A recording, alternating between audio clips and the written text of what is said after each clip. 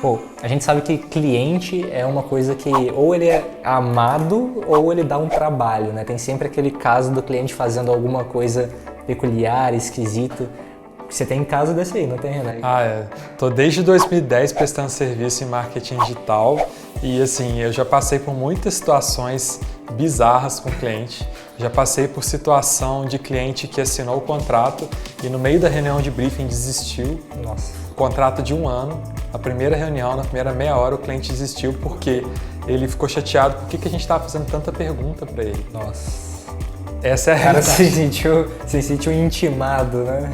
Por que vocês estão perguntando tanto sobre a minha empresa? Então, essa é uma reunião de briefing que a gente precisa entender a sua empresa para poder criar e assim vai. Eu acho que o que eu percebi ao longo desses 12 anos, né, trabalhando com isso, é que não vale a pena, por mais dinheiro que um cliente pague, né, não vale a pena você gastar tempo com aquele cliente que não vai para frente. Né? Não evolui. Eu acho que, sabe, a palavra que define, tem uma coisa que é importante que é, quando que o cliente desiste do seu serviço?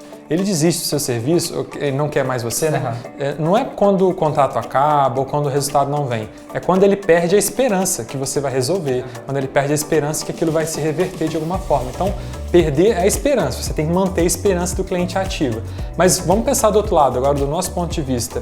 O que é o cliente que a gente tem que desistir? É aquele cliente que não tem esperança. É o cliente que a gente sabe que, por mais que a gente trabalhe, aquilo sempre vai terminar numa coisa que não é legal, não vai levar a gente pra frente. É aquele cliente mais neutro, né? Qualquer coisa que você faz, tá ok. Se você não faz, tá ok. Esse talvez seja o pior cliente de todos. O cara que, tipo assim, ele tá te pagando ali como se fosse um pedágio, né? Ele tá só existindo e não vai pra frente, não te cobre também quando é cobrado não entrega. Esse cara é difícil de lidar. Se o cliente não te responde, se ele tá desengajado, é um sinal que ele provavelmente uma hora ele vai cancelar o seu serviço, ele não tá mais, que não tem valor para ele, né? Então é muito comum a gente perceber isso. Aí você fala, nossa, aquele cliente tem um mês que ele não me enche o saco, provavelmente ele já tá cotando com outro e vai trocar você daqui a pouco. Isso é um ponto interessante, né? Teve uma vez, muitos anos atrás, que eu tava vendo um vídeo e aí o cara, era uma conversa tipo essa aqui, né? Que os caras estavam falando de startup, estavam falando do negócio deles, né? Eles tinham startups. E um dos caras falou, a gente vende e monitora se o cliente está usando a ferramenta ou não para poder abordar e fazer eles usarem. E eu tinha muito menos conhecimento de negócio e fiquei pensando, poxa, mas o cara tá pagando, não tá usando, logo ele não tá gerando custo, por que ele vai incomodar o cliente que tá gerando lucro sem gerar custo, né? E aí depois eu entendi que porque não adianta esse cara te dar lucro por curto espaço de tempo, ele vai perceber que ele está gastando dinheiro à toa e ele vai sair, né? Então é importante que o seu cliente use o serviço, que ele esteja engajado, que ele esteja não enchendo o saco do seu time, mas de fato usando o seu time, né? Porque é um serviço. Então ele tem que estar conversando com a galera e de fato engajado. Exatamente. Uma coisa que eu aprendi também foi o seguinte, quando a gente fazia a parte comercial, ali que começa o problema, né? Na venda. Sempre é na venda você detecta isso. Então a gente usava uma metodologia da Exact Sales, né? De filtrar o cliente. Então a gente tinha o filtro do Exact Sales. A gente passava no software um checklist e via, esse cliente tem isso, ele vai ser um cliente adequado, esse ele não tem tal. Só que era um filtro muito técnico. Quanto o tamanho da empresa, segmento, quanto que quer investir, quais são os objetivos. E aí a gente criou o filtro humano, que era, o cliente passa no filtro técnico, mas ele não passa no filtro humano. E o que é o filtro humano? Os primeiros contatos que você vai ter com o cliente, eles já vão te mostrar algumas coisas. Dia desse mesmo, eu estava conversando com um potencial cliente, o primeiro contato que eu tive com aquele cliente é a experiência. Conversando com o cliente, eu comecei a trocar ideia. Ele falou o problema dele, eu já falei algumas coisas que a gente imaginava que podem acontecer e o cliente estava receptivo, sorridente, falando, legal, quero saber mais, etc. Animado, né? Exatamente, então ele estava numa ideia de, poxa, vamos trabalhar junto, a gente é um time. Esse cliente eu tenho certeza que ele só não fecha com a gente às vezes por um detalhe financeiro, alguma coisa ou outra, mas ele é um cliente que vai dar muito certo. E ao mesmo tempo, tem aqueles clientes que falam, esse cliente, poxa, é muito bom. E na primeira conversa com ele você já começa a ter sinais, e esses sinais lá na frente explodem em algum problema. Então é muito importante a gente estar alinhado nisso, porque você está prestando serviço, você já sabe aquele cliente que costuma dar problema. Não é um padrão que tem que ser seguido, mas você já sabe. E aí o que você pode fazer nesse cenário? você pode aceitar esse cliente, mas você pode subir o valor para garantir que pelo menos você vai ter uma recompensa. Ou você já previne, né? Fala, olha, esse cliente aqui eu vou até evitar atender porque eu sei que ali na frente ele vai reclamar disso, disso, disso e eu não vou conseguir atender a tal da expectativa. E aí começa o atrito entre cliente e agência, como eu disse, né? Começa lá muito na parte da venda, né? Não, eu tenho até um exemplo parecido com esse, né? Que antes do Reportei eu fazia freelancer de criar site, né? Vendia sites e tal. E teve uma vez que eu vendi um serviço para um cliente e o serviço era o seguinte, o cliente tinha feito um site, só que o programador deixou ele na mão, não terminou, não fez tudo que tinha combinado que ia fazer e eu ia assumir o site para resolver aqueles problemas. Só que quando eu peguei para resolver, né, eu fiz um preço de resolver problemas, não um preço de criar sites. Só que quando eu peguei para ver o problema, né, o site estava feito de um jeito assim, terrível. Então eu tive que basicamente fazer tudo de novo, né?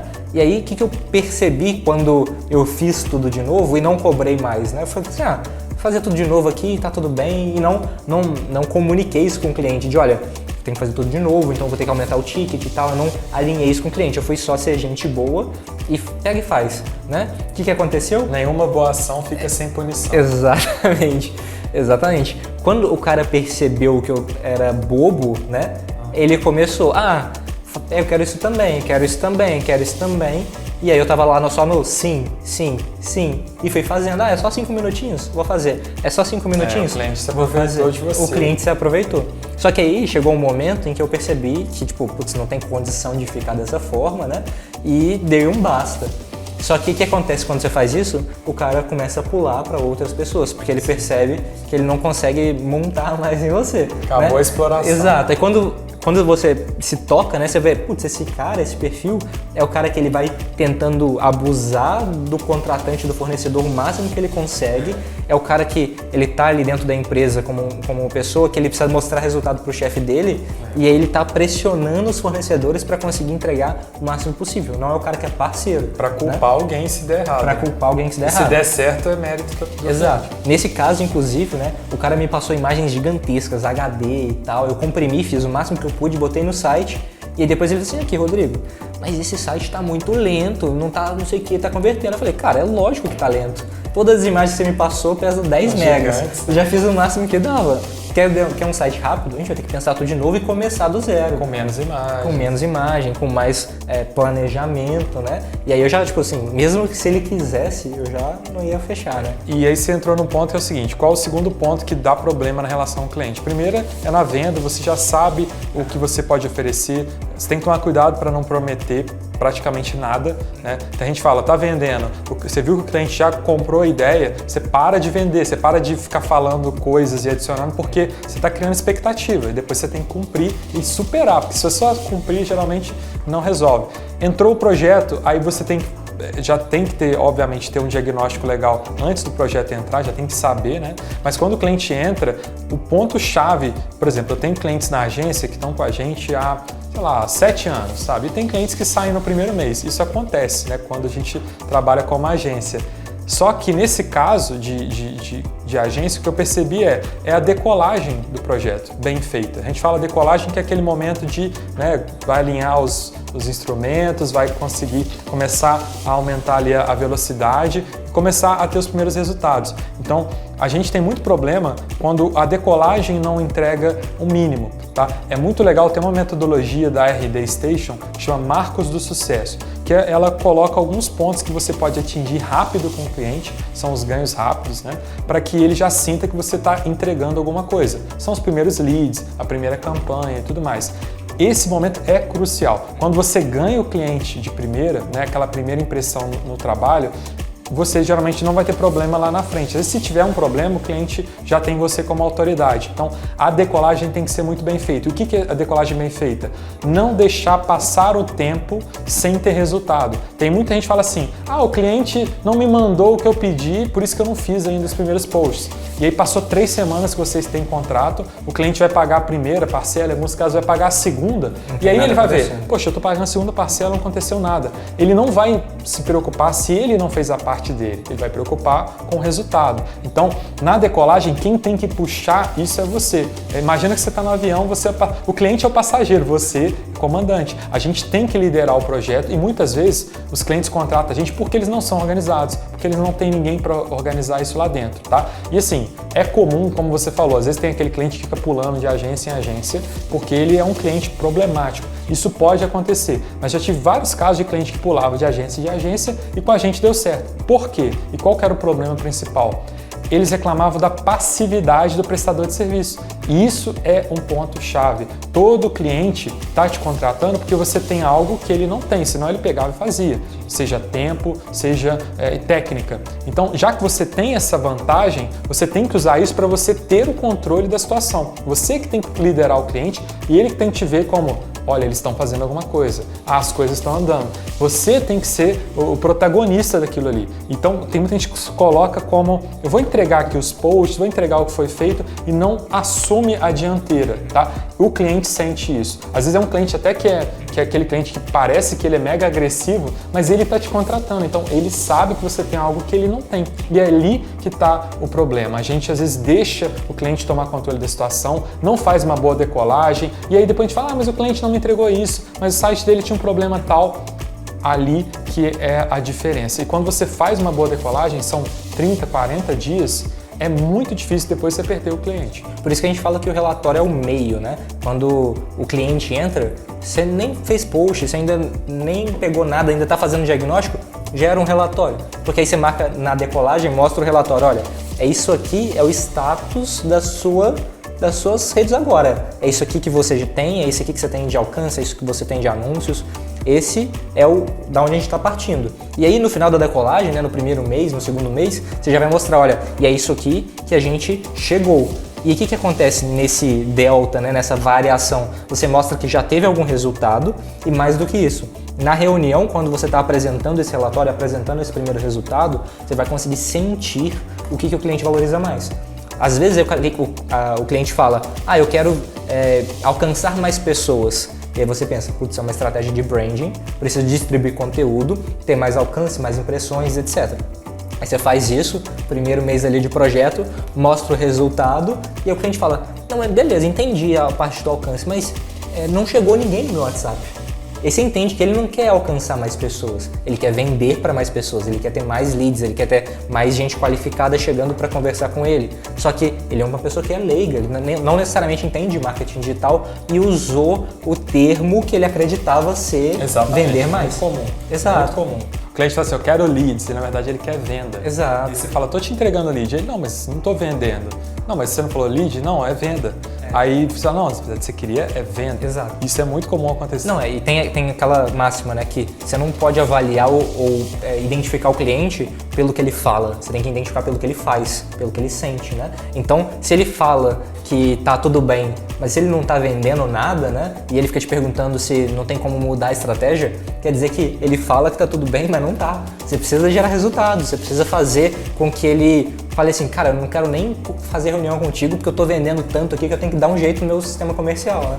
O meu nível de paranoia com o cliente é tamanho que é o seguinte: quando o cliente entra, às vezes primeiro mês, e ele tá elogiando demais o serviço, eu já começo a ficar um pouco preocupado também, porque é o exagero, né? Tanto o cliente está criticando demais e elogiando demais, porque em um mês você não muda a história da empresa, que vai ter um resultado absurdo e tal. E aí, recentemente, a gente estava na agência vendo isso, né? Pensando sobre isso, e a gente viu um cliente que tinha, sei lá, 30 dias estava vendendo, fazendo um monte de coisa com um trabalho que a gente tinha acabado de começar. E eu fiquei preocupado, falei: gente, não é possível, esse cliente pode estar se equivocando, às vezes é um lead que veio de outro canal, porque não necessariamente, eu vou começar um trabalho agora e ele já vai dar um resultado absurdo. Isso não é assim que funciona. A gente estava tão acostumado com isso, né? Quando chega um cliente que já tem um resultado logo de cara, a gente já fica preocupado: não, tem algum problema. E isso, o que é o treino que a gente teve? Porque no passado eu tive clientes que falavam: tá muito bom, tá muito legal. Só que ele estava achando legal assim a movimentação, o post que a gente fez ele achou bonitinho e tal, ele estava achando aquilo lindo. Alguém elogiou que tá mais bonito agora, aí o cara fica com o ego inflado. E aí ele dava 10, avaliação 10, tá muito bom o trabalho e tal. Só que aí a gente aprendeu. Então hoje a gente avalia a satisfação do cliente, a gente tem essa avaliação de NPS. Aliás, você entrar no site Reportei, você vai ter lá materiais gratuitos. A gente tem um material sobre esse tal de NPS, que é uma pesquisa que você pode fazer com o cliente. A gente avalia a satisfação do cliente ali, mas a gente avalia também o projeto, a meta do projeto, o indicador. Então a gente coloca indicadores, monitora esses indicadores com o Reportei, obviamente, e a gente coloca se a gente está um projeto que está com um indicador legal e está com avaliação legal, bacana. Porque às vezes você tem um projeto que você está entregando resultado e o cliente está avaliando mal. Aí você faz ajusta a comunicação. Mas tem aquele caso do cliente que está super feliz, só que os indicadores não estão bacanas, e aí você vai ter um problema lá na frente. E acho que uma coisa interessante, né, que também traz para a ideia de que o relatório é o meio, é que às vezes está alinhado, o cliente está satisfeito e a meta está alinhada, mas o projeto vai evoluindo, vai mudando e o cliente vai mudando de objetivo. Às vezes o cliente estava vendendo tudo certinho ali, estava trazendo tráfego para um negócio local, só que aí o cara agora abriu uma nova unidade. E aí ele está preocupado agora com o branding dessa marca, porque ele está querendo expandir, fazer franquia, ou ele quer coisas acontecendo nas cidades ao entorno. E se você não percebe essa mudança na estratégia do cliente, não vai ser suficiente. Você vai continuar vendendo para aquela unidade, só que a cabeça do cara que te contratou está em outra coisa. E claro, você provavelmente vai ter que continuar vendendo para aquela unidade que já estava dando certo, mas acompanhar a evolução daquela pessoa que te contratou, acompanhar os objetivos dela para talvez fazer um upselling, vender o acompanhamento para mais unidades, ou fazer um upselling, entregar uma estratégia de branding, ou para ajudar o cara na hora de franquear, etc. Né? Então você precisa, enquanto apresenta o relatório, né, enquanto interage com o cliente, ir entendendo se as prioridades dele continuam as mesmas, se o que ele faz está condizente com o que ele está falando, com o que ele está te avaliando, com o que você já tinha demarcado como objetivo, né? E aí tem uma armadilha nesse cenário aí que tem que tomar um cuidado, que é o seguinte: a gente tem que crescer junto com o cliente, mas tem uma hora que o cliente vai para um caminho que a gente não é mais o nosso caminho, tá? E assim, é muito comum, por exemplo, a gente está em agência, deve ter passado por isso. O cliente contrata, ele nunca fez marketing, ele vai, faz um trabalho, você começa a ter um resultado e tal, ele fala, ó, foi muito legal, mas agora eu vou fazer com uma equipe interna. Ele decide internalizar. E não tem nada que você possa fazer nesse sentido. Você pode até às vezes dar uma consultoria e tal, mas ele mudou a maneira que ele quer priorizar aquilo na empresa dele. Então você tem que entender que em alguns casos você vai perder um cliente para uma equipe interna. E tudo bem, é um ciclo, isso vai acontecer. Não dá para você... Tem clientes que você não vai conseguir manter a vida toda. E acho que quase 100% deles. E tem aquele caso também de, por exemplo, eu presto serviços de tráfego, agência de tráfego. Aí eu estou dando super resultado para o cliente, ele está crescendo, só que agora ele precisa de mais. Ele precisa de e-mail, precisa de rede social, de SEO, ele precisa de outros serviços. E você só faz tráfego. Então, você vai levar o cliente até essa porta, agora ele vai precisar de uma outra agência que faz tudo e você busca outro cliente na porta do tráfego e vai levar ele até lá. Esse é um caminho natural, a gente tem que respeitar isso, até para a gente não se frustrar e não ficar com aquela ânsia de mas eu perdi um cliente, eu não deveria perder. Eu até acho estranho quando alguém fala que nunca perde cliente, que estou com um cliente desde que eu abri a minha agência, é o mesmo cliente. Eu pergunto, nossa, mas que milagre é esse? Ou o cliente não foi para frente, ou a sua agência está começando a inchar. E isso pode ser um problema, né? Não, total. Acho que é importante que os clientes cresçam mais do que você, né? Você deu tanto resultado para ele que agora ele precisa de uma estrutura diferente, né? Mas da mesma forma, se você tem uma agência que tem vários produtos, é importante que você consiga vender todos os produtos para aquele cliente, caso faça sentido para a estratégia dele, né? Então realmente é uma armadilha. Tem que tomar cuidado, né, de não querer fazer tudo, mas ao mesmo tempo você tem ali o seu escopo de trabalho, se você conseguir vender isso para aqueles clientes, é bacana, né? E aí, já teve um caso com um cliente chato, alguém que te deu muito trabalho? Deixa o comentário aqui. Não esquece, se inscreve no canal do Reportei, dá o joinha, isso ajuda muito a gente a continuar produzindo conteúdo para você. Show de bola, pessoal. Até o próximo vídeo.